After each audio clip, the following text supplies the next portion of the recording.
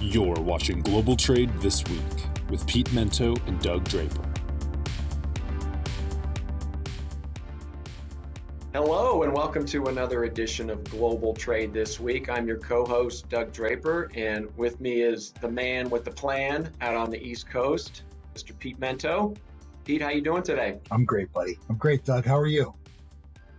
I am holding up. I'm excited for a good show today, and as we always mention, and hopefully our audience knows, it's brought to us by Cap Logistics. So please visit caplogistics.com for transportation logistic needs.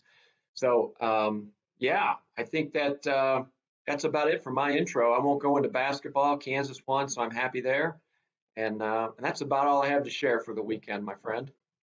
Yeah, I keep telling you, man, this whole basketball thing, I know I'm supposed to care. I just don't. It's sort of like how I desperately care about the NCAA lacrosse tournament. And I start talking about it and I can see people's eyes glazing over. You can actually watch people get bored as I talk about it. So, yeah, I get it, man. It's all good, but I don't know. Were my eyes just glazing over just now? Exactly. We could see it happen in real time right there. Bam. It was happening right in front of me. Yeah. Oh, yeah. I will give a shout out to DU. They are a phenomenal lacrosse program. Yes. And I can't remember, 2, 3, maybe 4 years ago, they won. I think they were the first team west of the Mississippi that had won a national championship in like forever. So you're going to have a lot more of that. There's some incredible lacrosse players that come out of Colorado, out of Utah. It's just that natural transition between hockey and lacrosse, and some amazing hockey players out there too. So cool. Also amazing women's lacrosse programs that come out of that part of the country. So in any case, I know it's my turn to start this week. Yes, a good transition. Relish my chance to start. A lot going on around the country. Lots of talks about, will Vladimir Putin unleash the cyber watchdogs to start tearing apart American companies? And of course, a lot of chatting that went on about the cyber attack that happened to Expeditors. But it really reminds me more of what goes on when natural disasters occur. I know that we've had a lot of hurricanes down in New Orleans, certainly tornadoes that have happened in all the country, Texas, Oklahoma, certainly not be an exception. And there's a desire for the security guy in me to remind people of this simple concept of recovery plans. The idea that when something horrible happens, you should have a written plan that you've actually practiced on what you'll do when things go wrong. So if you have a cyber attack, what are the secondary and the tertiary processes you'll have in place? Do you have redundancies to manage that? And have you drilled on it? And the same thing happens with natural disasters. I can remember very well working for a company that in the middle of a tornado, had that tornado go through our warehouse. And I always thought, what are the odds? The odds are pretty low, but of course it happened to us. And think about that. Got a giant hole in the side of a building that its sole purpose is to keep things worth stealing from being stolen.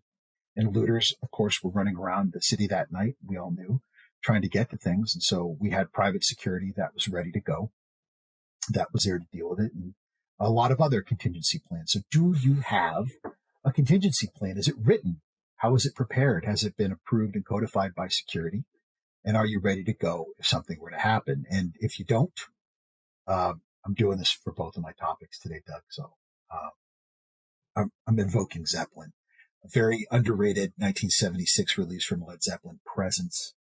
It's an excellent album. People do not give it enough love. Side 1, track 4, Nobody's Fault But Mine. I know Keenan knows who Led Zeppelin is. He probably has like the Led Zeppelin Essentials on his iTunes. He probably doesn't have iTunes because that's for old people. I bet Keenan is like a Spotify guy, or he just listens to music on YouTube or something. But Presence, excellent Zeppelin album. Nobody's Fault But Mine. If you don't have those things in place and your shareholders or your board of directors says, well, why didn't you? There really isn't any kind of excuse, buddy, particularly when we're possibly looking down the barrel of some serious cyber attacks. Yeah. Peter reminds me a little bit after a 9/11 and CT Pat came on the scene. And it was, absolutely needed, but there was this wave of consultants that came out of the woodwork to assist and direct. And there's nothing wrong with that. There's nothing wrong with that. But I think it's now that the cyber attacks are getting some more play, if that's the right word to use, and there's been some high profile ones. I think there's going to be, if not already, there's going to be a flurry of consultants that come out of the woodwork to assist. And consultants are not bad. I'm not trying to say they're anything other than that it is a new era, a new opportunity, and there's lots of smart people out there that can help out. But that's the one thing when I read your topics for this week, I'm like, yep, that's right for consultants to come in and provide good direction. And there are plenty. Yeah, there's a lot of security consultants who have, I don't want to say ready-made solutions, but a lot of it comes from a template. And I always tell folks, if you meet somebody who's selling you a solution that starts with, I've got a great template for this, you need to say, well, I can validate your parking. Thank you so much for coming in. You really don't want anything like that. You're much better off having something that at least starts with you in mind and is really focused on your business. It's just better that way. Yeah. All right, Doug, hit me with topic number 1, buddy. All right, man. Well, I like to keep tabs on the rail industry, and a lot of the activity in the last couple of months has been up in Canada, but I don't know. It always flies low under the radar, but this past weekend, the Canadian Pacific Railroad failed to reach an agreement with the union, even though they had some federal mediators in there, and there was some lockout of workers, and there's going to be a work slowdown and a stoppage, and there could be a strike, and there's some craziness going on up there. So why does, hopefully they'll resolve it, but when I was looking at that, I'm like, why does that matter? And I think one of it is just the physical geography of Canada. It's like the second largest country in the world behind Russia. So there is a lot that moves via rail. And there is a lot of product up there that would be referred to as crop nutrition, AKA the base of fertilizers, and a lot of grains up there. So a lot of bulk commodities that are used up in Canada, but also consumed by Americans. And when there is a slowdown or a stoppage, that creates problems. It drives up prices in the whole 9 yards. And there's some companies up there that make potash and some other aggregates for fertilizers that said, hey, if this stuff can't move, we're going to have to slow down production because you can only consume so much, just like that meme with Homer Simpson eating hamburgers off the assembly line. If you can't consume it because there's no way to get it to market, you're going to have to slow down the production, which is going to, increase and drive up prices. So the other thing, Pete, is we're about ready to hit planting season, and in doing some research this morning, there's like a 4 to 6 week window, right, where you need to have the right things at the right place in the dirt, or you're going to miss and get off to a bad start with the growing season. So you have that issue up there, and then obviously there's a lot of imports from grain, and there's a decent amount of raw meat, and animals eat grass and grain and everything else. So there's this whole thing of all these imports that are moved, basically bulk commodities that are moved on the rail, and one of the key rail engines up there is literally coming to a halt. So that's really why we should care, and what are the impacts is the planting season. So I don't think that the strike is going to take that long. I'm an American. I don't know that much about union rules, regulations up in Canada, but you have to think that both sides will lose if they don't figure this thing out soon. So look for rail service to be slowed, commodity prices to increase, and prices to go up related to transportation modes and alternative modes. So that's my take. Keep an eye out. Yeah, man. One of the greatest stand-up comedians of all time, very underrated, Steve Martin, said that one of the greatest things about comedy and being a great comedian is having great timing. Sorry, it's funnier when he does it. But all the same, he's right. Being effective as a party of labor, being effective as a organized labor group is timing. You want to talk about great timing. The West Coast port strike Canadian labor strikes, truck drivers, talk about having absolutely all of the power right now in a group of folks that are generally not thought of, are not considered. Amongst all of this dysfunction that we're currently feeling in our supply chain, we talk a lot about lack of equipment. We talk a lot about how infrastructure is broken. We talk a lot about inflation, all these things. But what isn't talked enough about are the people, the actual human beings that have a tremendous amount of experience. Some of them have licenses that are necessary. Some of them have passed very stringent training and background checks. And these individuals serve an incredibly important purpose that is oftentimes overlooked or taken for granted. And here is an example where they've got great timing. They know that so much of what is being done to try to overcome the dysfunction of our current supply chain is being done via rail, and particularly in a country like Canada, as you so wisely noted, that is massive, that has done a very good job of using energy efficient and space efficient rail to manage so much distance. So talk about great timing. And I think if they can do this, it makes me reconsider what I said at the end of last year about whether or not our friends on the West Coast are serious and whether or not they'll strike. Because if the Canadians, if you're willing to cause a labor ruckus and get away with it, maybe they're willing to cause a labor ruckus and do it on the West Coast too, bud. And that would be, given the world's environment right now, that's a hornet's nest I don't want to kick, buddy. Mm-hmm. Yeah, we'll have to see. We'll see if the news trickles down into the States, but if it goes more than 2, 3, 4 days, it will.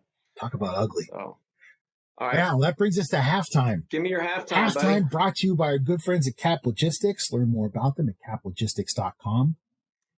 You basketball people, all right? So every year during this tournament, everybody has to do like the Sweet 16 of whatever. Like, you've got to do like a bracket for everything, and I think it's gotten a little ridiculous. So, the other day I saw my daughter looking at the hottest bods of the male swimmers. So it was like they were comparing these male swimmers, and it was like a Sweet 16 of who was the most attractive swimmer. Okay. And then there was one the other day. I'm like, what in the chicken fried hell is this? It was an ice cream store. I popped in for a scoop of my sugar-free, non-carb ice cream, which tastes more like cold cardboard, but whatever. I do what I can on this diet. And it was like a Sweet 16 of ice cream, and you buy the one that you want, and they kick it down to the last two for the king of all ice creams. And then there was like a Sweet 16. Come on, man. Do we have to do this for everything? It's bad enough that basketball has become the only thing that anybody wants to talk about. Does it have to be how we decide the best of everything around us for a month and a half or so? And I've just had enough, man. I've had enough. Why does it have to sink into everything about our life for a month? Yeah. Well, being a basketball fan, I can appreciate it. See, it's sandwiched between Mardi Gras and Easter. So there's this void of discussion outside of the day-to-day world. So I think it fits really well. Fake news, Doug. You've got NFL free agency. You've got the NHL trade deadline. There's a lot going on in sports, okay? And there's all kinds of cool things that are happening with regards to sports, aside from amateur-based basketball happening in the ruse of college. It's nothing to do with academics. College is a place where people are supposed to be learning. And we had a conversation about this before we started, about youngest son and, what he's doing with his life, being a college athlete, et cetera, et cetera, et cetera. No. And speaking of sandwiches, I saw one of those too. Best sandwich at Sweet 16. All right. Prosecution rests, your witness. It's gone too far. It's gone too far, Doug. It's gone too far. Well, something that also has maybe gone too far, Pete, and I know it's near and dear to your heart. There's a new cryptocurrency out there. It's called Ape Coin, APE coin. And here's the definition of it. It says that it's decentralized. It's a decentralized protocol layer for community-led initiatives that drive culture forward in a metaverse. And I don't even know what the hell that means, but it's a ER20 token, which I have no idea what that means. and it's a type of quote unquote build it yourself cryptocurrency on the Ethereum blockchain. Like that whole 3 sentences makes 0 sense to me. And this is even worse, Pete. The crypto exchanges out there listed ApeCoin, and after one day, it had a $2 billion market cap, and an ApeCoin unit of measure was worth $14. So I don't. When I read, I'm like, I don't understand this. It's whatever. I was like, is this a game being played by third graders in the dirt out in an elementary school playground or what? I mean, ApeCoin, you and I need to come up with our own coin. We'll hype it up. We'll create $1 billion valuation. We'll cash out as fast as we can. And then we're taking global trade this week to the beach. Yeah. What it is bullshit. That's what it is, Doug. Yeah. And we're going to call our coin Doug Coin. We could call it Keenan Coin. Yeah. That'd be even better. And, we'll release it. And the whole point of it is it'll be like Spinal Tap. We're going to admit right from the very start that it's complete and utter. It's just satire. The whole thing is satire. And it's for people who want to buy into the satire, not knowing that that's the inside joke. This is all complete bullshit. All of it. It's gotten to the point now where I'm going to do an NFT every day, right? When I take Lucy for a walk and she takes a big dump at the park, I'm going to take a picture of it and release it as an NFT. And you only do one of them. And when they say, what's the difference with your crypto? Pete will say, this one goes to 11. And then we'll just do a blank stare and we'll just walk away. And what we're going to do is we're going to sell one of them and establish a price for it. And then we're going to give the other 10 away to charity. We're going to claim it under taxes as a charitable donation. Oh, and then we're going to get away with not paying taxes for the next 20 years. I think it's a really smart idea, frankly. I think we might have finally figured out what the whole point of Bitcoin is, which is a massive tax dodge. There you go. All right. Well, let's leapfrog into the second half, because in basketball, that's the second half is really when things start to ramp up and get exciting. Oh, they do? So let's pop into our second half. I wasn't aware that half. ever happened. Yeah, I'll admit, going to a basketball game live is fun. It's, any sports is fun live, except for golf, which is just I've gone to golf, big golf things live. It's just a drunken mess, but it's still fun. Secondly, as the sanctions on Russia become stronger and stronger, there are American companies who are doing naughty things, Doug. They're being naughty. And what they're doing is they're still trying to get product and technology to their friends in Russia, mostly for petroleum distillation, for that whole refining. Because Russia's refining technology is not very good. So it depends heavily on Western technologies to do it. So they're trying to get it to them through mostly Chinese middlemen. And Doug, this is incredibly stupid. This is something that they're going to get caught doing. You're just going to get caught doing it because American enforcement agencies know where this stuff was going. They understand what the service life is of this stuff. And if things are still working, they're going to figure out that someone got it there, going to do the math. They're going to find out that someone was involved and they're going to get caught. The whole point of these sanctions is to cripple an economy. And if you're not on board, it's not going to end well for you in a lot of different ways. Fines, penalties, possible jail time. Also, I would not want to be humiliated in the press as being somebody who is supporting this, this war, this unprovoked war. And someone told me the other day I can't call it unprovoked anymore, but whatever. I'm still gonna. This whole notion that there are ways around the sanctions, there's not. There aren't any ways around the sanctions. This is what it is. And my advice to you, as someone who for 20-something years has been giving advice on global trade matters, is just please don't think you're cuter than the rules. Because if you do, another Zeppelin reference, Houses of the Holy, side 2, song 3, no quarter. The government is going to come down on you like the hammer of the gods. And they're going to crush your business. They're going to crush it like a grape. They're going to stomp on you, and they're going to make a public spectacle of you and your company and any individual who is engaged. Just don't do it. Agreed. I agree wholeheartedly. Unfortunately, where there is a way to make money, people will give it a shot. And that is the driving Yeah, force well, for greedy people sure. But suck, Doc. you're Greedy spot people on. suck. Yeah, yeah. Well, it's, not to digress, but I was telling my son who was leaving for spring break this past weekend, I'm like, Will, there's two types of people in life: those that give energy and those that take energy. And you can apply that to almost anything in life. And um, not really sure where I went tangential on that one, but I think you understand my Don't be a point. greed ahead, man. So Don't be one of those swine. You're better than that. yeah, yeah. So well, hey, speaking of interesting topics, it's related to oil and kind of I think I've made mention of this before, Pete, that rules are important to follow until they're no longer convenient. And I think what you're going to see is, and have started to see, is a lot of investment in oil production and really driving to say, how do we fix higher gas prices? I am a consumer. I see higher gas prices. Oh, by the way, there's this unprovoked war from Russia. Russia equates higher gas. What are we going to do? We need to drill more in our own country. We need to eliminate purchase of Russian oil, even though that's a real small percentage in the big picture of what America is importing. There's still this direct correlation between Russia and higher gas prices.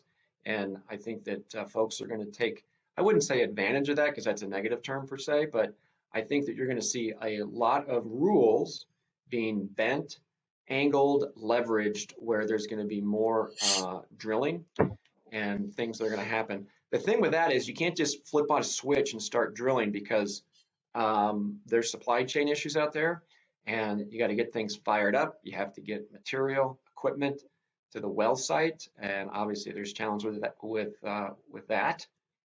And oh, by the way, labor, yeah, it doesn't, it impacts everybody. The oil and gas industry is not immune for that. So even though it sounds cool that higher gas prices, Russia just invaded, there's the equation for the common man out there, just start producing more oil. It's not going to happen in the next 4 to 6 months, but there's going to be a lot of opportunity to expand oil development. In my opinion, here in the United States, in the next couple of months, the seeds will be sowed and we'll reap the benefits on the back end. But it's not going to happen as soon as people think. But it's an opportunity with equating higher gas prices with the Russian invasion that will pull down barriers because rules are important to follow until they're no longer Hell yeah. convenient. Well, never let a crisis go to waste. And I'm going to equate this to the ocean situation we find ourselves in. Never has service been worse. Never have schedules been less predictable. Never has space been less reliable, excuse me. And never have the carriers given less of a shit about you than they do right now. Just give them a call and say, I'm really unhappy with the way things are going right now. Say, that is super unfortunate. But you want the space at this price, at the service level or not? Because if you don't, I got about 1,000 other people that will be more than happy to take it off of my hands, because this is the conditions of the market right now. There is simply not enough space, but there are more than enough of you. Someone's going to buy it at these conditions. Okay. Gas is not dissimilar. Energy is not dissimilar. All those ocean carriers are making so much money that they're actually a little bit embarrassed at how well they're doing, even though everything is broken to their customers. When the next quarter comes out for all these energy companies, I want to see whether or not they're not doing so well. I mean, let's face it, it's hard for them to find their inventory. So, I mean, theoretically, it shouldn't be so great, right? They should be making less profit on the same thing. But we all know that's not how it's going to go. Mm-hmm. And we all know also that when they start producing more of this stuff, they're going to do it. It's going to cost them more for all the things that you just said, which means they're going to have to increase those prices, buddy. And in a labor market where you can't find someone to work at Starbucks for less than $22 an hour, what do you think it's going to cost to get someone to work in the very dangerous conditions of the oil sands, the very dangerous conditions of the Permian Basin out in West Texas? What do you think that's going to cost? It is not going to be cheap. What do you think it's going to cost to put something on a truck to go up to Calgary, right, up in Alberta, to go work in that area when diesel prices are going to be at like $7 or $8 a gallon. It's all going to be more expensive. And then lastly, buddy, all the competing notions of what you do with that barrel of crude. That stuff's more expensive when it comes out of fracking, which means you've got to make more money off of it when you finally do get it to a refinery. It's not necessarily the best option. The best option is for us to find ways to use something other than gasoline. And I'm not going to be our Secretary of Treasury and say, just buy a Tesla. Maybe be a little smarter about what you do with that gas once you buy it. Be a little bit smarter about trying to find ways to propel yourself from one place to another without using a car. And for God's sakes, we have HOV lanes. If you can go someplace with somebody else, think about it. When did carpooling become such an awful concept? Sorry, I get angry, Doug. Yeah. We'll see what the pain point is. At what price do people actually start changing behavior? And unfortunately, we're not there yet. We haven't hit bottom as a proverbial, comment. We'll see it, buddy. We'll see it. It's got to be out there. Well, with that is our final topic. All right, my man. And great show this week, buddy. Great show back to Keenan. As always, thank you so much to our friends at Cap Logistics who make this possible. Make it possible for Doug and I to sit here for the veritable love fest that is global trade this week, where we ask the question of not what is happening, but what will probably happen. And thanks to Keenan back in the booth for making sure all the bells and whistles bobble and bleep and chime in and all the rest of it. And thanks to all of you for continuing to watch and listen and for telling all of your friends. We do appreciate it. And with that, buddy, I guess I'll see you next week. Thanks, everyone. See you soon. You got it. Thank you, sir.